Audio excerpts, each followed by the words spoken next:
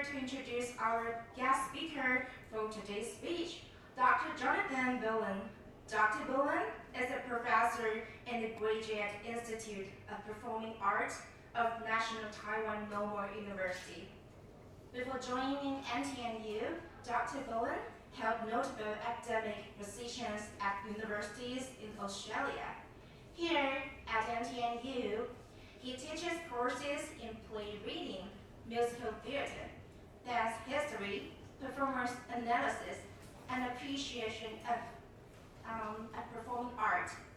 Today, Dr. Bollen will be sharing his insight on creative method for EMI teaching in the performing art, learning from play scripts. Throughout the speech, he will present what learning challenges that students faced and share innovative teaching strategies as practical solutions. Please join me in welcoming Dr. Jonathan Bollen. Thank you so much. It's my pleasure to be here.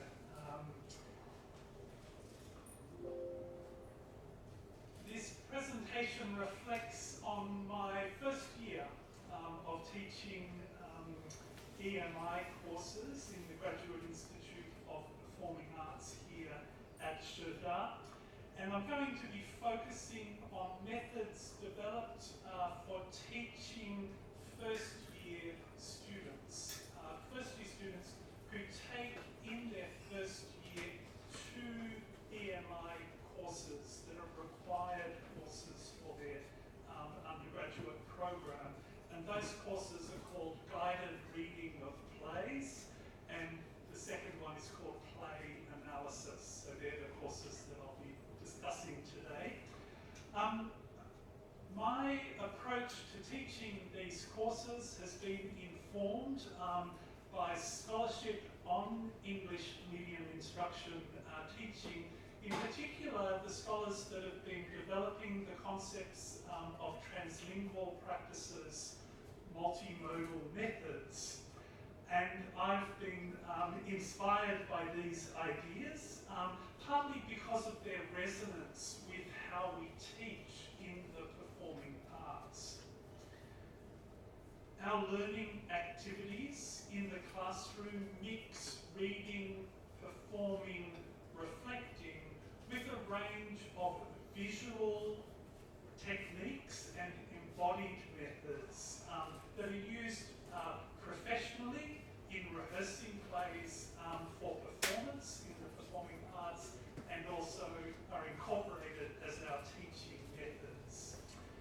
So I'd like to share with you some of the experience, some of the approaches, and some of the challenges that we've encountered over the last 12 months.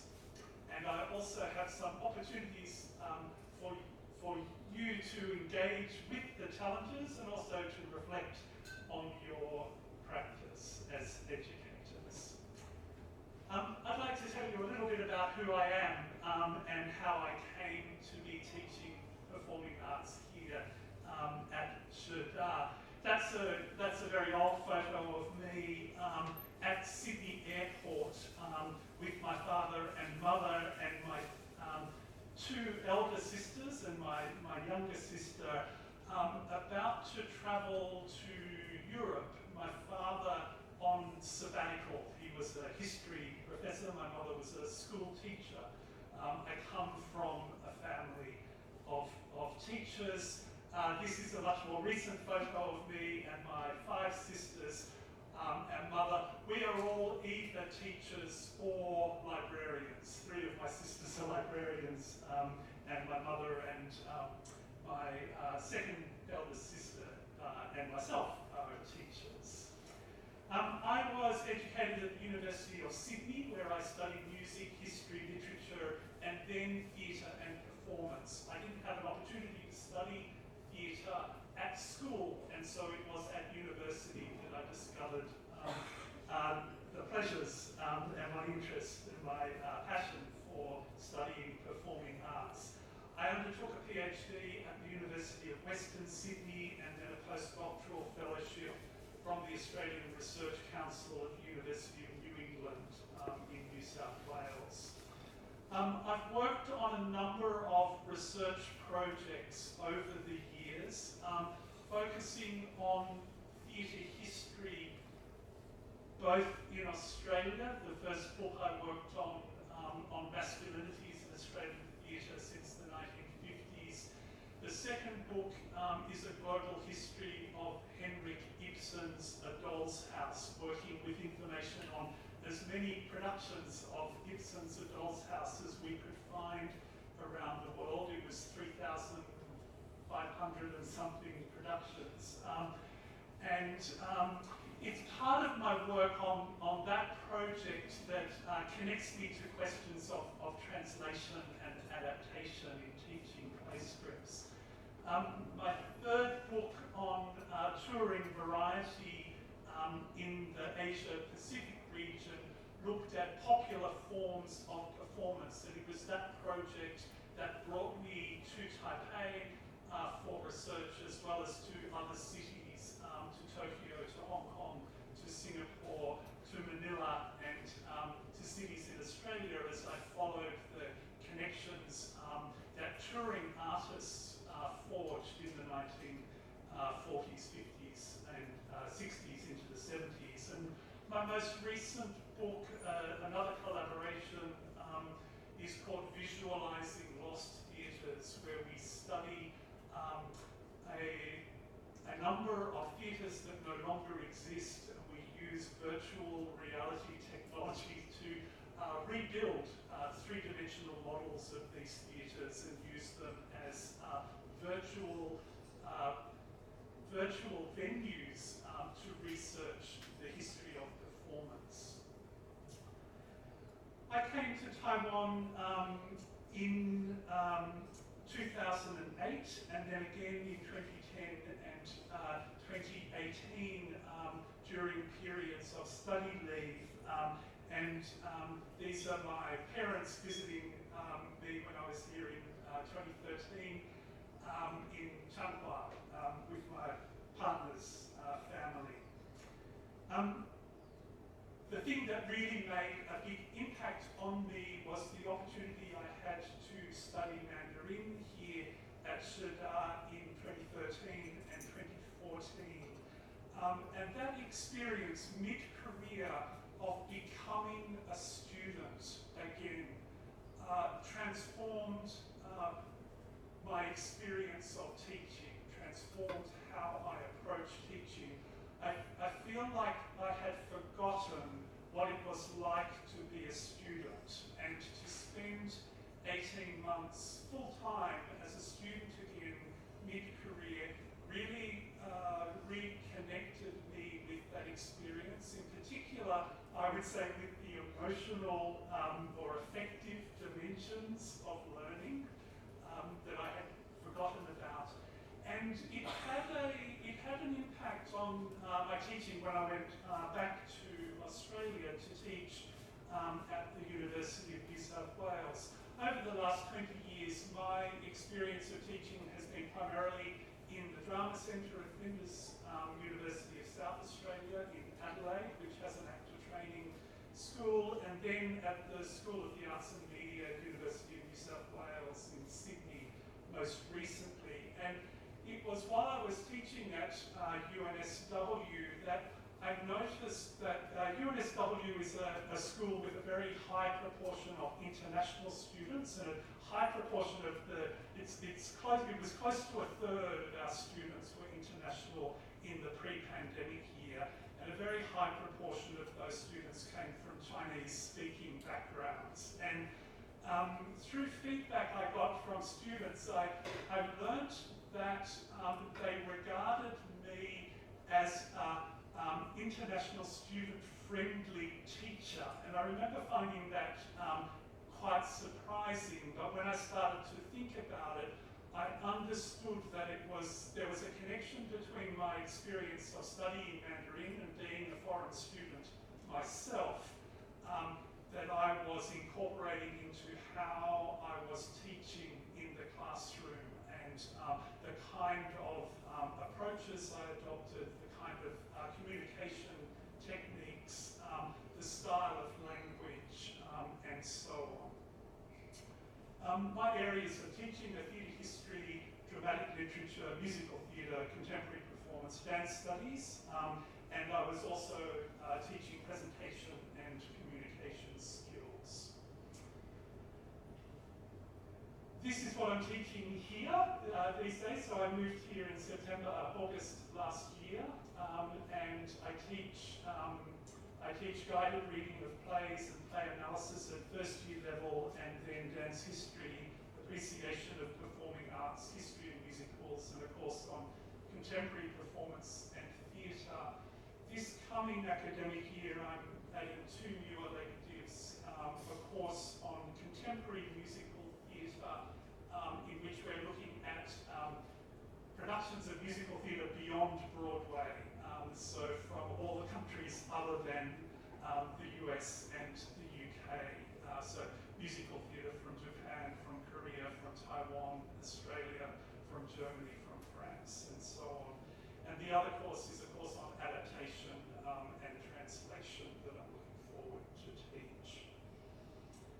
I'd like to pause here and ask you to take some time to reflect in conversation with your colleague who is sitting next to you about your experiences of studying and teaching, and whether you can identify some connections between your experience of studying, your time as a student, and your work in teaching. The question is, how do your experiences as a student inform your approach to teaching? So let's just take 5 minutes, 5 minutes for some reflection, quiet conversation about this question of connecting the student experience to the teaching approach.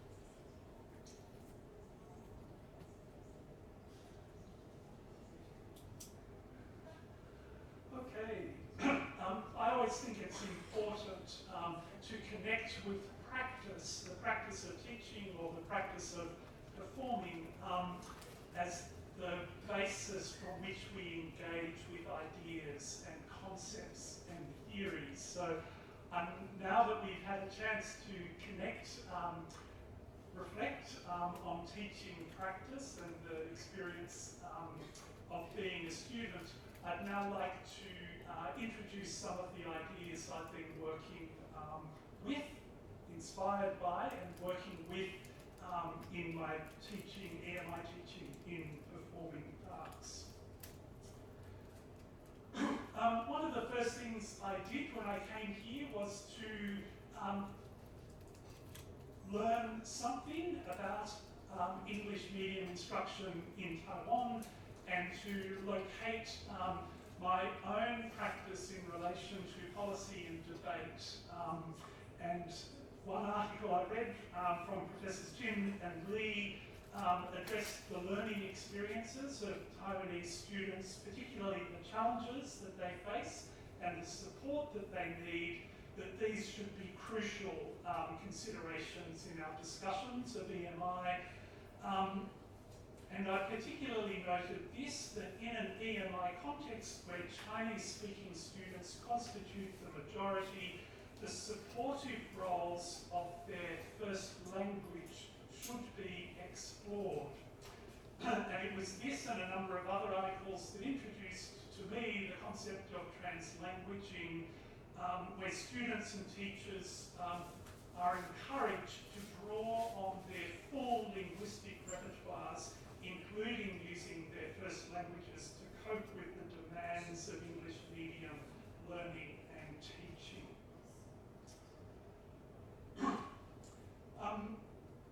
Further reading from Professors Cao and Lin, teachers have questions regarding the necessity of the implementation and the actual practice of EMI when they perceive that their students have not been ready for it.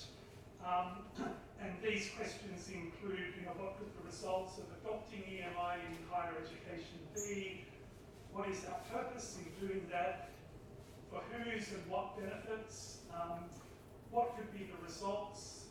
And they were encouraging, and I was very interested to read this, some rethinking about adopting EMI in the broader society in terms of resource allocation, and not at the cost of a diverse society with multiple linguistic repertoires constituted by people of different backgrounds. And that really resonated with me because I come from Australia, which is a nation and a national education system which is dominated by English language instruction, but the reality of teaching in Australia is that we have many languages in the room at all levels of education, because Australia, like Taiwan, is a multicultural country, population reflected in a history of migration and settlement. It was this article that really landed my sense of EMI in a performing arts context, and this is from Professor Xin-Yi Chan, asking, how do we tap into students and lecturers' entire linguistic repertoire? What are the available and appropriate mediums to bring out specific knowledge in each discipline? How can EMI be redefined, and I loved this, by acknowledging translanguaging as situated, holistic and embodied activities that emerge from the interactions between people, artifacts and space. And I felt like when I read that, I was like, this is EMI teaching in the language of the performing arts. So why does this idea of translanguaging make sense to me? Here are some reasons. Firstly, when we teach drama, when we think about the history of theatre broadly, we are talking about practices of cultural transmission which have played out across the world through many layers of translation, of adaptation, and of touring.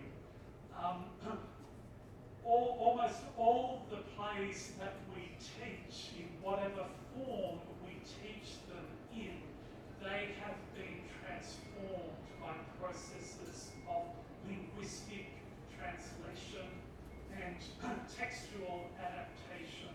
This is an ongoing practice in the performing arts. It's a characteristic of all the scripts we teach, even English language scripts come in multiple versions and adaptations. And, you know, even teaching Shakespeare is an exercise in translation from, you know, Elizabethan English to the English of our day. Secondly, performance itself is a multimodal art form, and we are always in both the performing arts classroom and also in professional performing arts practice in making theatre and performance. We are always translating between text and image and sound and bodies and action and time and space. So this kind of multimodal sense of communication, of learning and of creativity is part of our practice. And I also noticed in moving here that theatre production in Taiwan at all levels in the performing arts in Taiwan, 9 of our courses were taught using English in the last academic year, and we're adding another 2 this coming year. And as I said, I'll be focusing on my experience of teaching 2 required EMI courses at first year level. The first of these courses, guided reading of plays. We read an international range of contemporary plays from recent theatre productions. We begin with play scripts that speak the language of today. Our topics include reading plays and performing scripts, time as story, space as setting, actors as characters, and words as actions. And students learn in this class through rehearsed readings of selected scenes. And we also talk about the prospects of these plays in production and in translation and localization. And this was a particular interest of mine. I'll talk more about the value of selecting play scripts that have been in local production, that have been produced in translation by theatre companies here in Taiwan. They turn out to be the most suitable texts to teach. And of this set that we were working with, it is Every Brilliant Thing that had been performed by 4 Chairs Theatre here in Taiwan. That really resonated with the students. So that's a very interesting thing to explore. And that production was performed in Mandarin on a script that had been localized, so rewritten to locate the story in Taipei. The second semester course is play analysis, and in this course we reach into the canon, the dramatic canon of plays by European and American playwrights in the English canon. We learn approaches to analysing plays used by actors, directors, dramaturgs and critics working in theatre, and focus on classic plays that have been performed many times. We're also interested in their production today. The plays we chose last time, The Glass Menagerie by Translingual, Ghosts by Henrik Ibsen, Antigone in the version by Brecht, and Midsummer Night's Dream by Shakespeare. And again, it's a Midsummer Night's Dream that was being performed by Tainan Rendutuan at the Taipei Performing Arts Centre at the same time as we were studying that play in class. That really motivates the students' interest in this play. And that's a great example of translated multiple languages, a lot of translinguaging going on in that production, and also aspects of localization. It was absolutely Shakespeare. It was a really wonderful production of A Midsummer Night's Dream, and completely unlike any production of that play that I've seen elsewhere, absolutely connecting with the audience here. So let's begin. I'll share two challenges with you. And the first challenge, and I've got a handout here. This is the handout that has on the one side love and information, and on the other side secret. So we'll work on this one first. Love and Information by Carol Churchill is the second play that we studied. So students are in their first year, they've been studying at university for about 4 weeks, and they encounter this play, Love and Information by Carol Churchill. This play is about a decade or so old. There are 7 sections in the play with many scenes, 50-something scenes. The scenes in each section can be performed in any order. The characters are different in each scene. And the actors and the director decide who will play which character in rehearsal. I've got the script here, so I'll hand it around if you'd like to have a look at the whole script. The story, it presents a kaleidoscope of characters, scenes and stories where everything is in passing. Conversations, interactions, relations are shifting and transforming. Love is what connects us, information, what flows between us. As a critic wrote, this is a place where context is removed, meaning is only fleetingly visible, and distraction passes for hope. There are no stage directions, there are no indications of setting. It's a highly unusual play script in this regard. The actors, director and designers have to decide where a scene is set and how the design of the stage flows from one scene to the next. Crucially, if you look at the play script, and I've given you the first scene, which is called Secret, you will see that there are no indications of character names. It's not even clear how many characters are in this scene. It could be, we think it's more than one. It can be 2, it could be 3, it could be more. So this is a very open text, open play script to explore in rehearsal. It comes from Carol Churchill, one of Britain's most experienced playwrights still writing today. Carol Churchill has been writing for the stage since the late 1960s, early 1970s, I think is her first work was performed. Very, very experienced, and here she is offering, in what is, I think, a very generous writerly style, offering words for actors to speak in performance and allowing the creativity of the actors and the directors and the designers to devise and answer questions of character, questions of relationship, questions of setting and staging.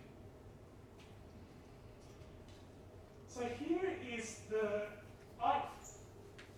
I think it's important for students to learn a script like this, because I think more and more playwrights are going to be adopting this approach. not, while this was one of the first play scripts I saw without character names, it's certainly not the last, and I've seen more over the years since. But here is the question and a chance for discussion. What teaching approach would support students to make sense of this play, just focusing on that first scene called Secret? If you were teaching this play script to students, what would you offer the students to support them in making sense, making a start, but making sense of Carol Churchill's play? So let's take a few minutes to 5 minutes or so to consider that question in discussion with each other, and then I'll share some of the strategies that we developed in the classroom.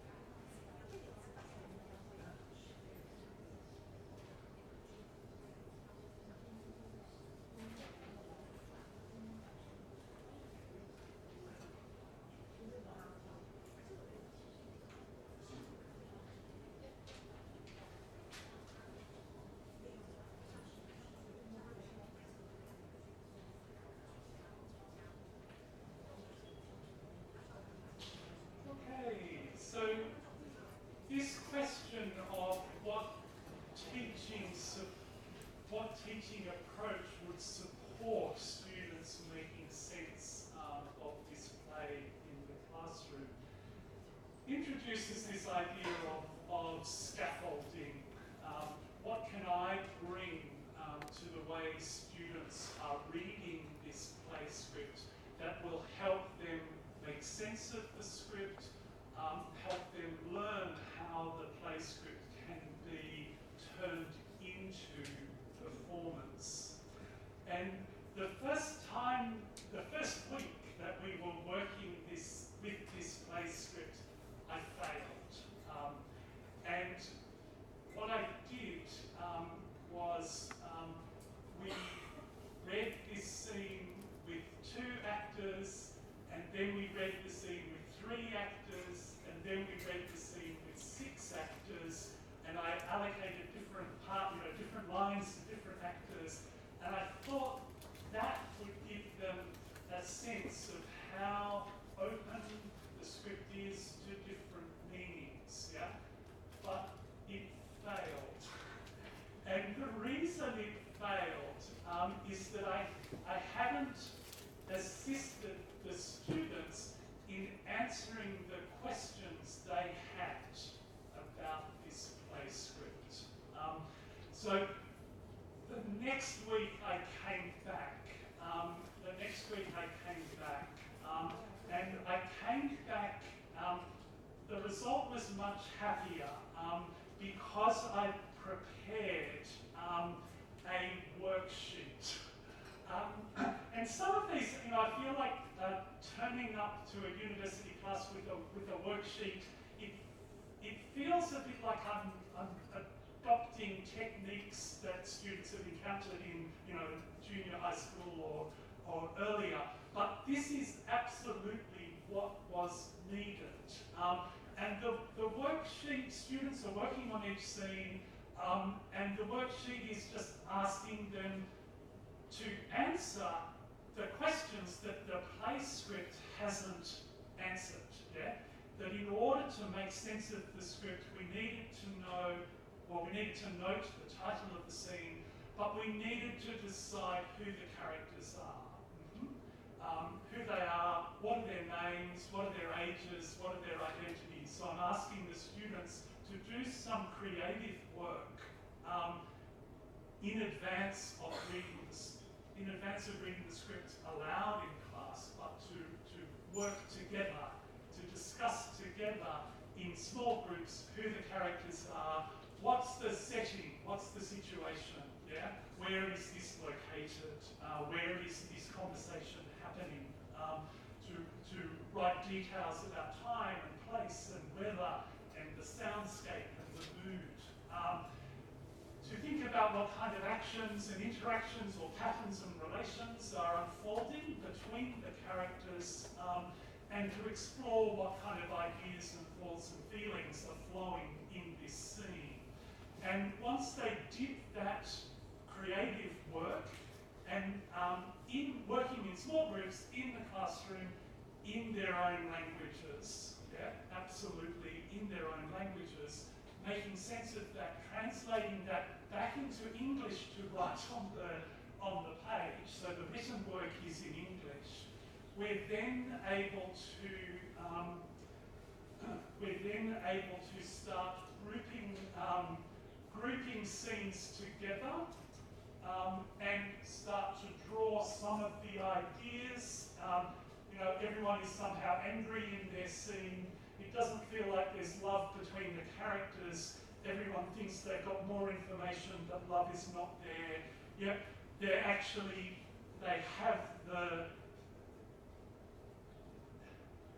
been equipped with the skills to start making creative sense, yep, of this challenging play script. That's an example of what I'll call scaffolding, where I'm thinking about if we're going to perform this script, what do we need to decide in rehearsal in order to turn this script into performance? Creating a process for the students to explore that and answer all those questions, a process through which they are translanguaging translinguaging in their own languages with each other in conversation, translating into English to share that information in the classroom with each other, and collectively making our own sense of this play script. So then I came back the following week and I had more worksheets and to really progress the students through their work on the play, where we're moving from character, situation, setting and action interaction into asking questions about what are the audience thinking when we're watching this, or what words, phrases or taglines could we use to describe this play. So really building up a conceptual understanding until we got to lines like all the varieties of love, marriage is the grave of love, friendship is the best. And what I see the students doing here in their sense making, they are translanguaging to make sense of this play script, but they are also localizing the play script. All of a sudden, this is a play script that was written in London for a group of actors there, but the sense that the students are making by answering all of those questions is a very local, their own local sense of this play script. So here is what I saw happening through that process.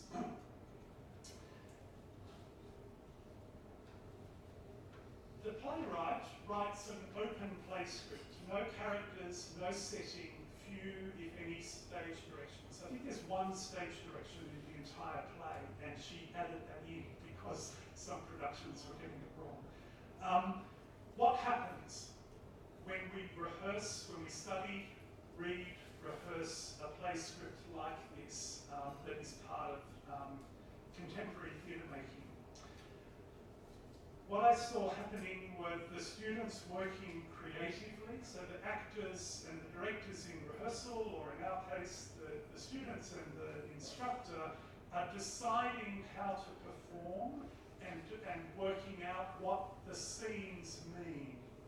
In the process of answering questions about time and place and setting, they're bringing this play from another time and place into the here and now, into their own world.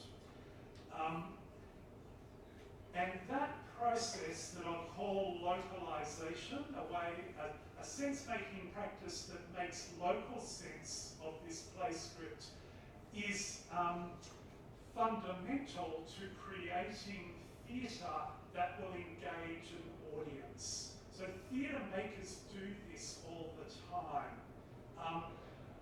They take a play script from another time and place and they work on it in a way that makes sense to us here and now. And it's that work of localization, of local sense making, that forms the connection between this production, the artists and the company work on this production, and the audience who come to the play. So, from creativity to localization, and from localization to engagement, making theatre that affects the audience, creating performance an audience relates to. And this is an approach that we see in practice, in theatre making in Taiwan today.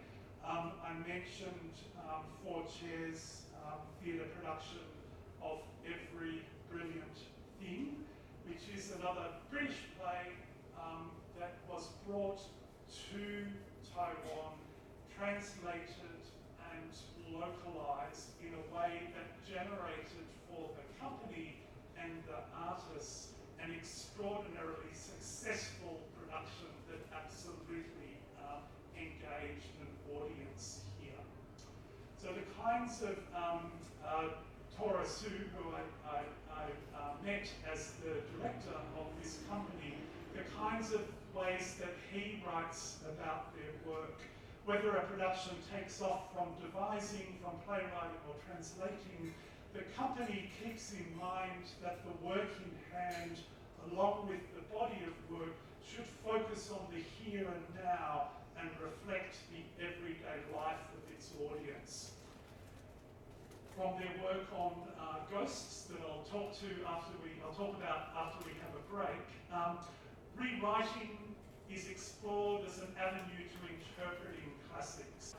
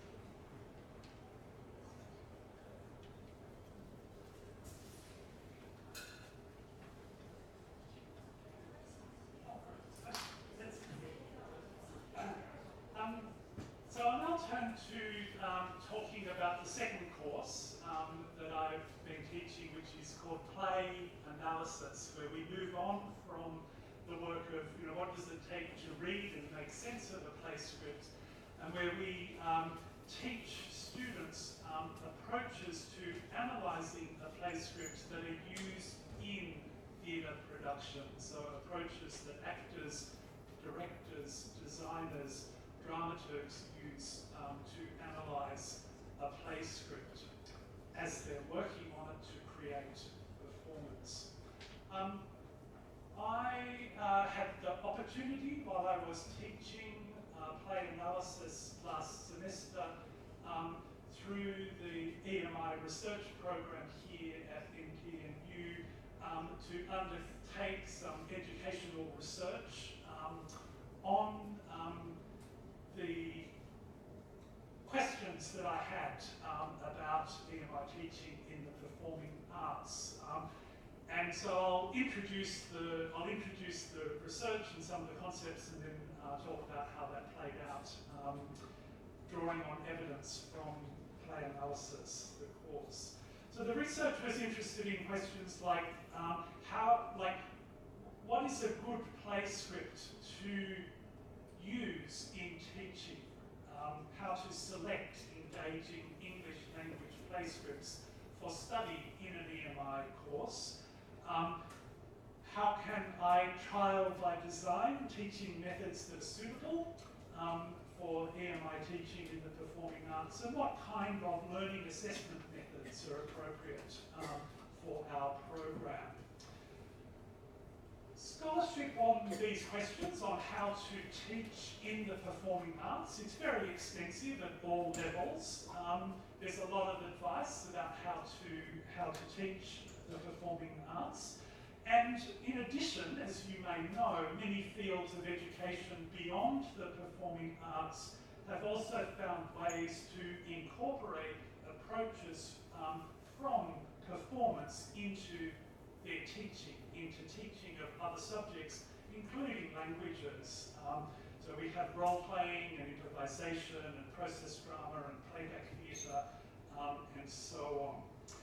There is, however, currently little guidance in the scholarship on specific methods for teaching higher education courses in the performing arts using EMI.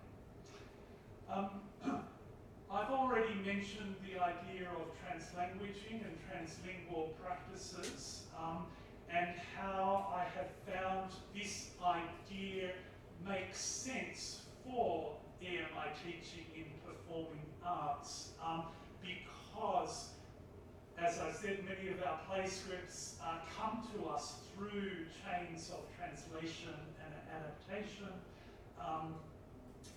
and the way that we translate language on the page through imagination, embodiment, and enactment.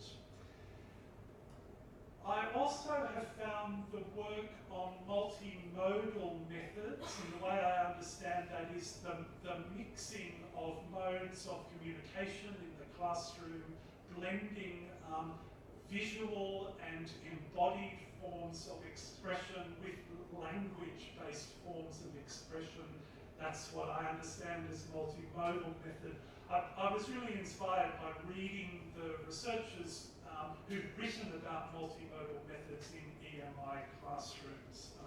In particular, Professors Cao and Liao, teaching courses like traditional theatrical arts in Taiwan or modern arts of Taiwan, observed how instructors used visualization strategies to convey information through graphs, diagrams, tables, timelines, maps, photos, videos, and the crucial thing is how these visual forms of expression provide scaffolding in the classroom for verbal elaboration. So the visual forms are used to support linguistic expression in English. That's crucial. And the idea of scaffolding that I've introduced, scaffolding, it's a temporary structure used to support workers when they're making a building. In education, I understand it as a series of sequence steps, as support for student progression in learning. In EMI teaching in the performing arts, I've been using visual modes of communication and also embodied forms of performance as scaffolding for linguistic expression. So using pictures to tell stories, drawing diagrams to communicate ideas, using imagery and action as layers between verbal translations that are, going on in the student's own language, in the conversations between them, and then being translanguaged into English for sharing and for expression in the classroom and also in assessment. So this work by Howe and Brown on multilingual storytelling I found really interesting, about the use of pictures as conversational scaffolds in children's learning in a multilingual classroom. So let me share you some of my findings about selecting play scripts and designing teaching methods and devising assessment. To select a play script for study is to offer students a fictional world, and that becomes the world that they embody and inhabit in a performing arts classroom.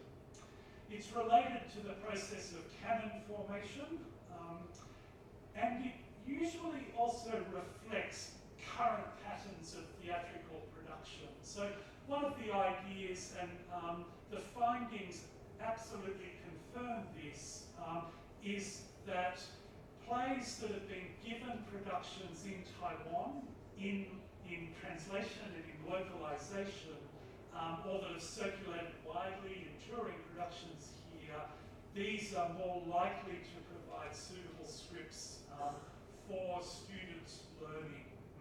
That's because the sense-making that circulates around that play has already arrived here in the world that the students, the cultural world that the students are living in. I also think knowledge about the production, that play is being performed here, is also motivating for students, and the chance to go and see a production, well, that's, if that can happen, that's really wonderful. The other possibility is, looking for plays that resonate in some way with students' lives. But actually, my finding on this is that that's perhaps less important than what we do with a play script in the classroom. In relation to teaching methods, the ideas that I were interested in exploring is whether these multimodal teaching methods that provide scaffolding for multilingual learners can enable students to learn through sequences of reading, discussing, planning, drawing, acting, observing, writing, reflecting, and responding in ways that can lower the levels of anxiety and incomprehension, misunderstanding, a concern that that educators introducing new play scripts in a English language classroom in an English speaking context also have an issue with. So I was interested to make this connection between strategies that professors are using in English language classrooms to introduce new or unusual play scripts. Could they be applied here? Also interested in the way that we can use students' own imaginative responses. If we can get the students working creatively in the classroom, will that motivate them to communicate their ideas, listen to each other's ideas, and learn from each other using English in the classroom? And I found that the multimodal methods, the picture drawing, the visual communication, and the embodiment and action, as I'll go on to demonstrate, really worked to provide students with ways of communicating their ideas that they could then articulate in English. So first express visually or physically, and then articulate in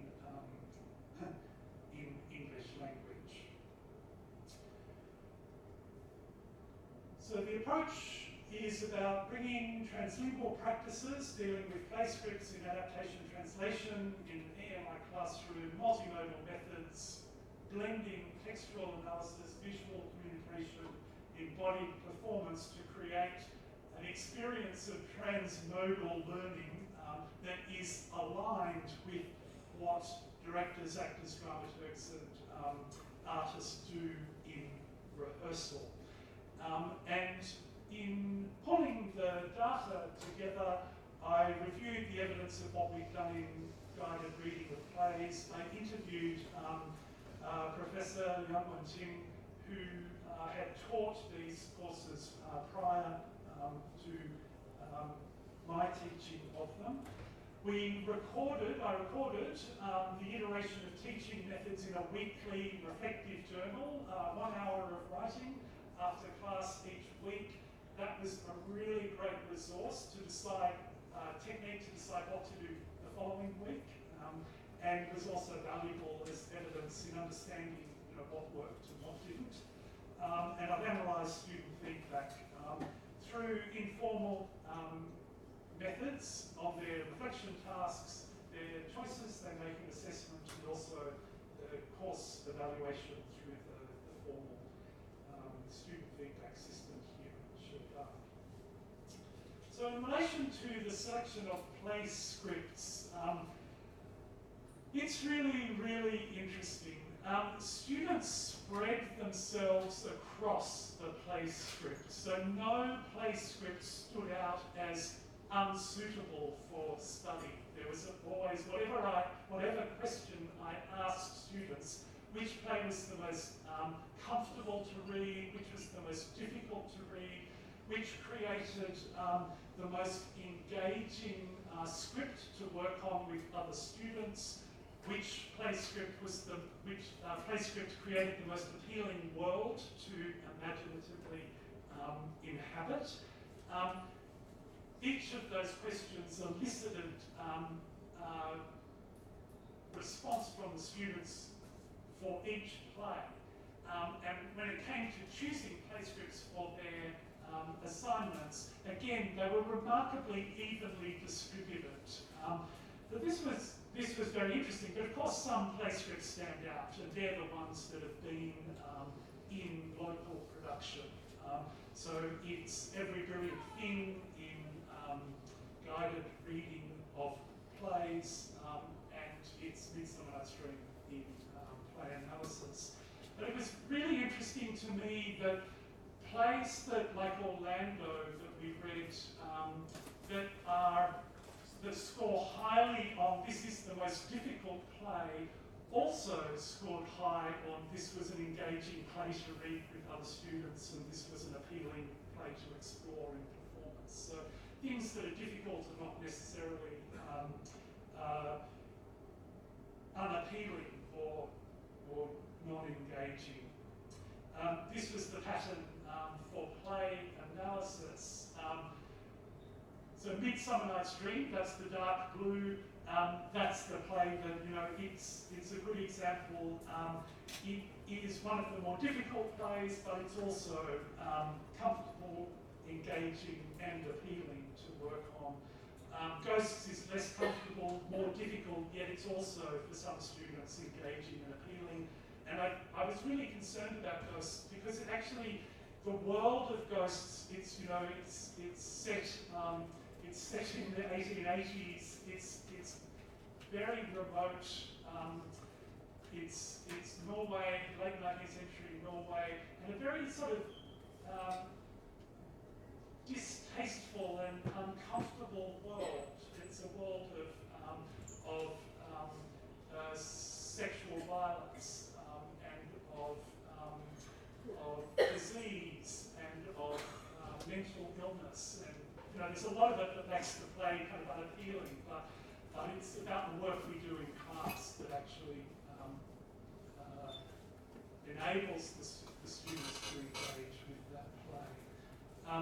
And Jiggity may be the least appealing, yet it was the most popular choice for the essay. So there's just a lot to kind of understand about how students are working across these play scripts here. I'll show you three methods that I worked with. These methods are not new in the sense that, they're new in the sense that I've never used these methods to teach first year play analysis.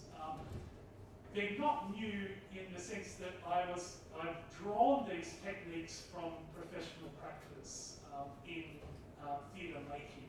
So I've been inspired by artists, I've looked at what artists do in rehearsing and producing plays and thought, how can I adapt that to address challenges in the EMI classroom? So on ghosts, the approach is about analysing space and visualising design, using techniques for analysing plays used by designers. And we began with this idea that realist plays come with an imagined architecture. There's a world off stage that is built, brought into existence through words in the play. And then within that imagined architecture and geography, there is the physical sonography of the design on stage. And those two things have to fit together. So what we did working through Act 1, I divided the students into groups and I asked them to note down all the references to geography they found in the play script, in the words of the play, all the references to architecture, to buildings, all the references to what's interior decor, and all the references to props and costumes. And this works with a play like Henrik Ibsen's Ghosts because he was very interested in using drama to create realistic worlds on stage. So the students created their lists, but you can see that they then start to work spatially with those lists. And so not only do they have a list of all the geography of the play, but they're able to draw a map and arrange the items in a spatial relation, or they're starting to work on the layout, the floor plan of the house. And only this is the room that's on stage, so this is the interior that appears as the physical sonography. All these other rooms are part of the imagined architecture of the house. It's absolutely crucial in the dramaturgy of the play.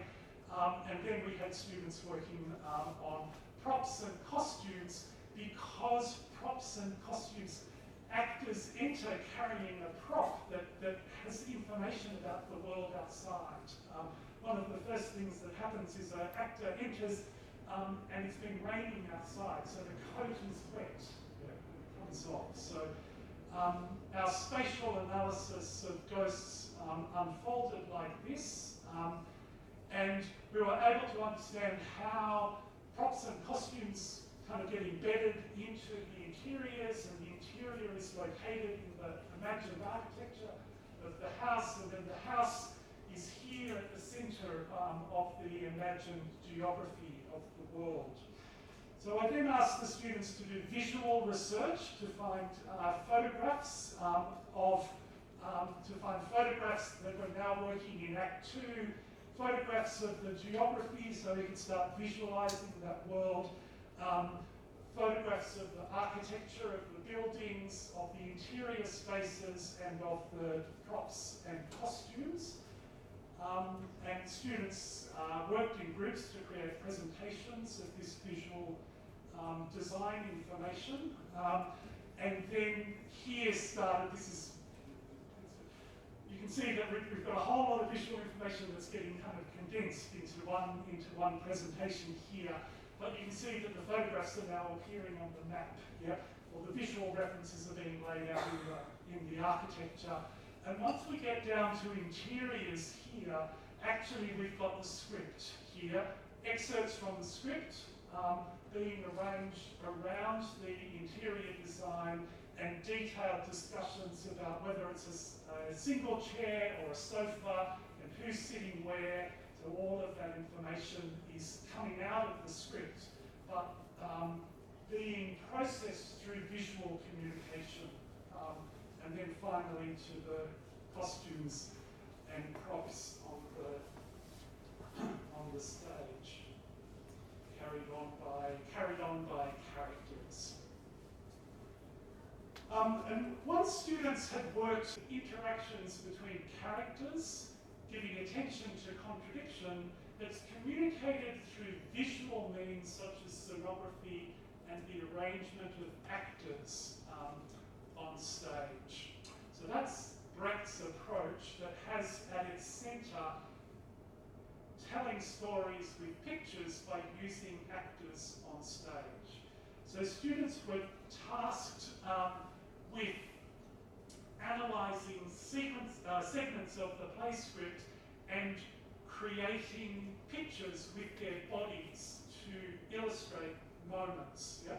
So they're analysing events, particular points, in effect turning the play script into a comic strip. Yeah? Pictures exactly the way Brecht was working. This is one student's presentation. They did some homework, taking photos in their own time. They've sketched in stick figures for other actors to join in, and then they brought their presentation to class. So their analysis of this scene through a series of 8 pictures, they brought that to class, and we then rehearsed their ideas in class and created our own model book of Antigone. So we're using Brecht's approach, telling stories in pictures, using actors' bodies. So we're in these photos, this is in our classroom, we're rehearsing each moment. We're just trying to get a very clear expression of the relationship between action, character, and what is going on in the story. At each moment, we give each picture a caption that expresses the story, and then we can use this model book as it's like a blueprint for creating a performance. Yeah? But it is also an analysis of action and how bodies in action creating pictures on stage can tell a story that is very clear.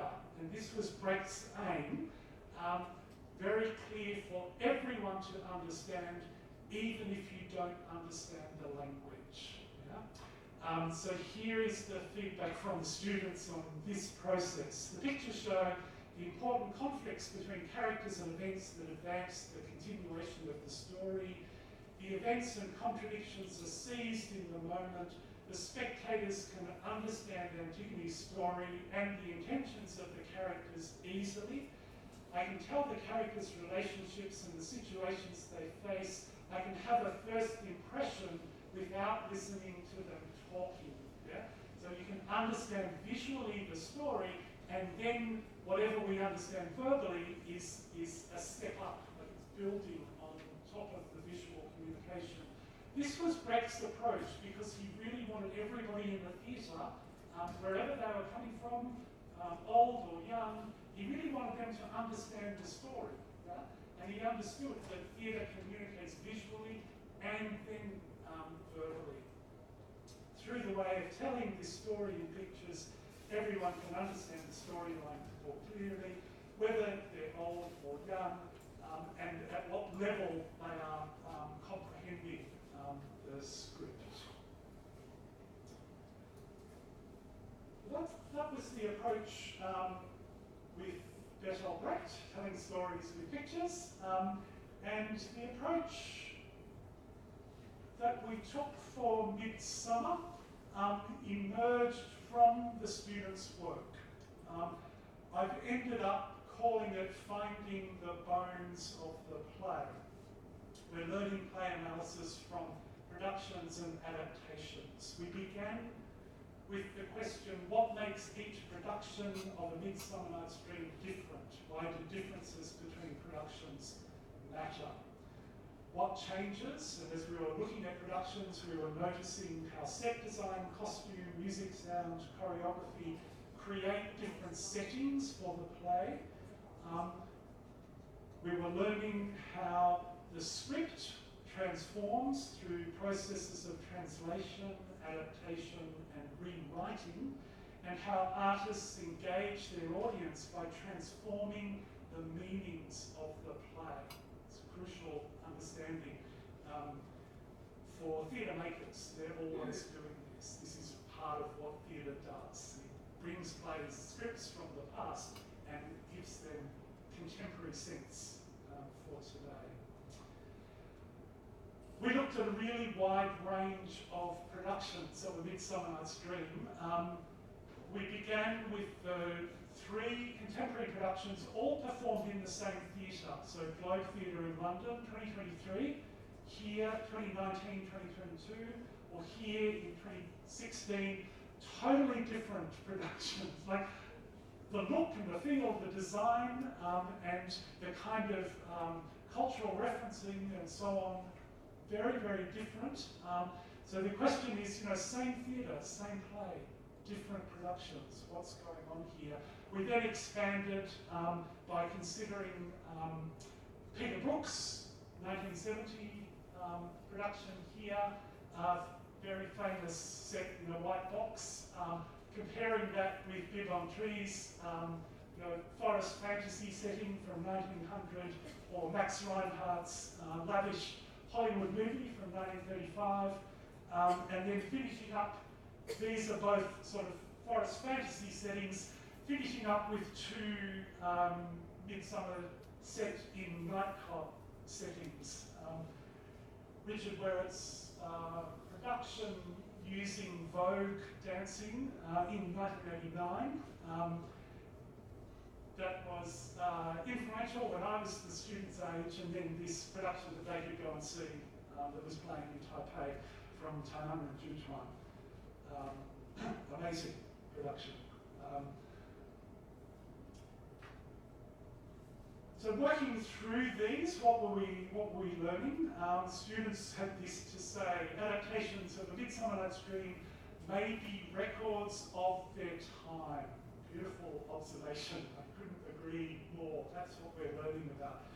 Adaptation can change the focus of the work, the perspective from which the audience understands the story. Presenting a contemporary world which is closer connection with present society, or a classic piece showing some eternal message from the story, or this, to adapt, explore, trailblaze is important, very important, to reanimate the spirit of the plays and their fresh relationships with our worldliness. Lovely expressions, and all of this learning comes out of me communicating visually with the students about the productions. I didn't ask them to I asked them to look at photographs, to watch video, and to assimilate the information about productions visually. That's what's being translated here into these understandings. So we finished up with this question, what's if everything changes, what stays the same? Yeah? And it's not the play script, because we know the play script changes, it gets rewritten. It's not even the title of the play. Artists will vary the name of the play. Students were asked to come up with their own, to work on one scene in the play and to use that scene to imagine their own contemporary adaptation. That's a very standard piece of teaching practice. I've done this before. But what I wasn't prepared for is what students did in doing that task. So we had a version of the play set in a Taipei apartment during COVID lockdown. We had another version set in a mental hospital, and the third amazing version set in a sort of cyberpunk overworld, underworld. But what they all did was use this technique, the visual technique of network analysis, to communicate complex information about the plot, about character relationships and the plot. And by pulling out these 3, so from the 3 presentations, all the students did this, by pulling out these and saying, don't look at the design, yeah? Just look at the structure here. What we're seeing here in a schematic visualized form is the plot of the play, the character relations, how they change over time, and that's what stays the same. Yeah, that's what holds all those productions of Midsummer's Dream together. It's this underlying structure. And I was astounded that the students were skilled in this mode of analysis. You might not be, you might see this all the time.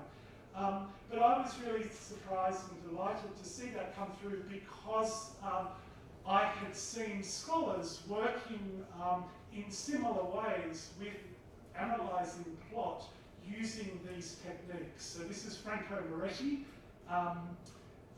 of the Distant Reading, Digital Humanities, publishing in 2011 his visualised analysis of the plot of Hamlet. 4 hours of action that become this network diagram, time turned into space, a character system arising out of many character spaces. So our students here are working with this tradition, or here is the work that Julie Hollidge and our colleagues working on the Global Doll's House, analysing adaptation and what happens to the story of a doll's house over many hundreds of adaptations, when the entire production history of the play is considered. A doll's house has proved to be such a flexible science system that its only common feature is a skeletal scenario. Yeah, that's the abstraction of the plot of sex, money, blackmail, and relationship breakdown. And there we are also using network visualizations to visualize the way that adaptation changes the storytelling in the play.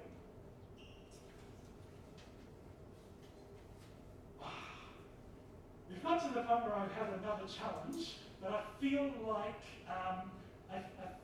it's.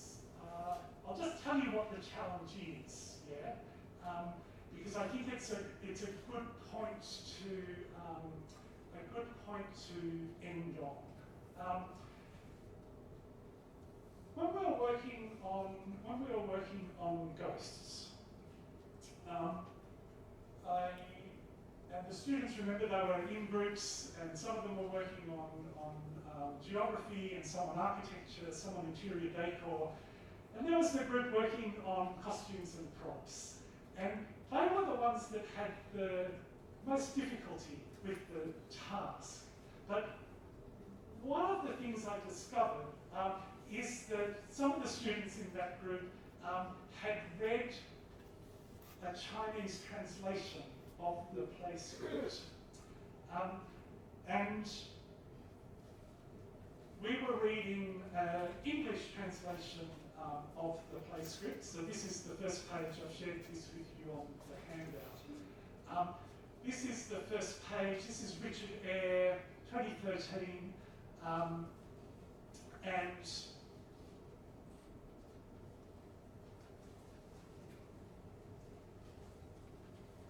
the play begins with a figure appearing like a phantom outside the window, looking in the house, and a young woman crosses the room towards the dining room carrying a tray of cutlery. Yeah? So that's one of the objects. When she sees the figure at the window, she screams and drops the tray. Yeah? That's the opening of the play. So I was expecting to see the cutlery, yeah? The knives and forks and the tray in their list of props. But because they've read a Chinese translation of the script, if you have a look at the Chinese translation, and I've also given you an early English translation, and I've given you Ibsen's Norwegian script. They're parallel scripts from the Centre for Ibsen Studies at the University of Oslo. There's no cutlery, there's no knives and forks, there's no tray. Yeah? Yeah. And so this became a teachable moment about translation and adaptation. That play scripts, as they move through production, play scripts change, they're rewritten. And we were able to have a discussion about So if you have a look at the Chinese, you won't find any reference to knives and forks or a tray or a cutlery or being dropped. There's still Regina the maid. There's still the figure at the window, but that particular action has gone. So we're able to have a discussion about the differences between translations, how they can affect design, and how those differences could change the world of the play and the meanings of a production for the audience.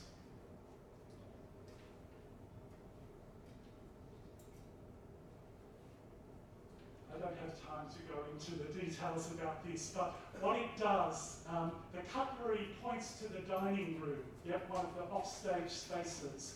That is signalled very early in the play as connected to Regina, because at the end of the first act, it's what has happened in the dining room and what is happening in the dining room off stage, that is absolutely central to the meaning of the play, and it's why the play is called Ghosts.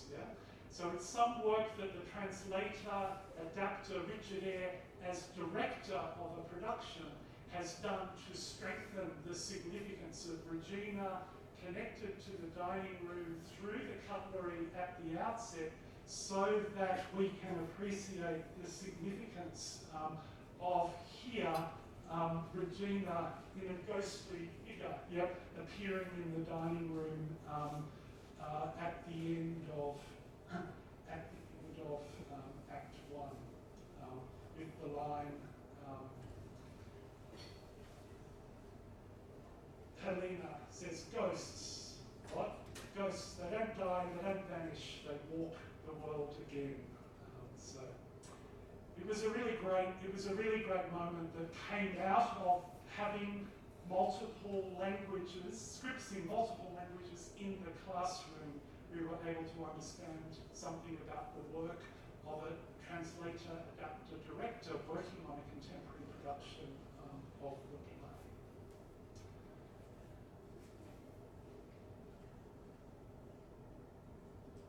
I want to pull this to a close. So I think you've got an idea of how I work.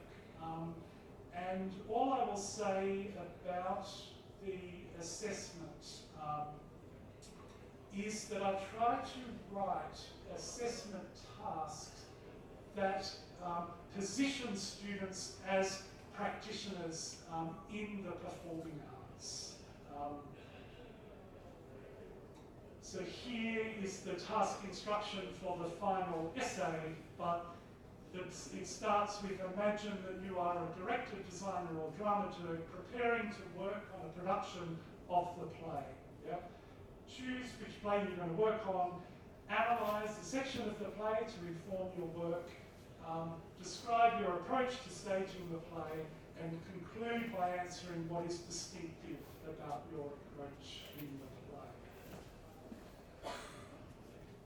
And I'm assessing that for evidence of familiarity with the play script, character, story, and settings, with the way they apply approaches to analysing the play script in appropriate ways, and the way their creative work develops ideas for staging the play that are informed by their analysis of the script.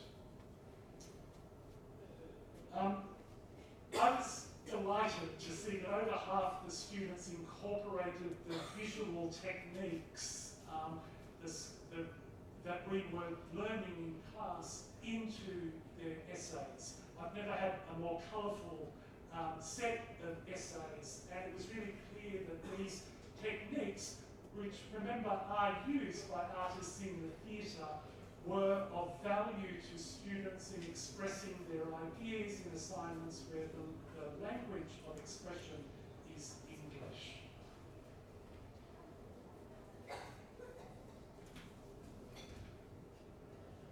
I've said that. I'll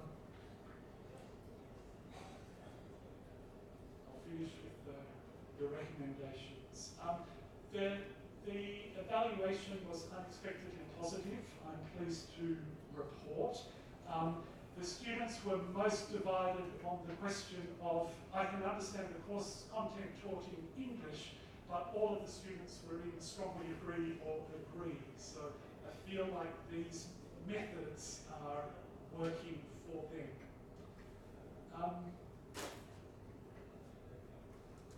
We need to finish. So summary, plays that have been in local productions are likely to appeal. The style of language and the strength of the story, I think, are equally important in choosing plays, and scope for creativity, particularly through working class, is as significant as the relevance of a play's topic to students' lives. What we do in the classroom creatively informs how students experience the play scripts as worlds to explore. So even plays that seem unlikely to appeal, like Ghosts, can be made to work if we find the right method to teach it. Multimodal techniques incorporating visual and embodied modes of value to students as scaffolding for linguistic communication in English, and that those techniques align learning activities with creative practice in the performing arts. Students are motivated by their creative interests when appropriately equipped with analytical techniques to express ideas in presentations and assignments where the language of communication is English. So I'll leave it there. I feel like we made good time in the first half, but it was a little bit on the hop to get to this point, and I've arrived at the point where I was hoping to have some reflection and discussion, but I think it's lunchtime. And you're hungry, but I'll join you for lunch, so I'm happy to talk and answer questions over lunch. Thank you very much for the quality of your attention, which I really appreciate today. I hope that there is some interest and value and practical application for you in what we do.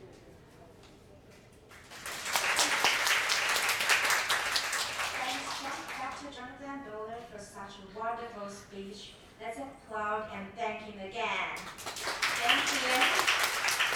And thank you all for your participation. We hope that this new insight and exchanges will inspire us to continue to progress and innovate in our respective fields. So we hope we look forward to meeting you again in the future.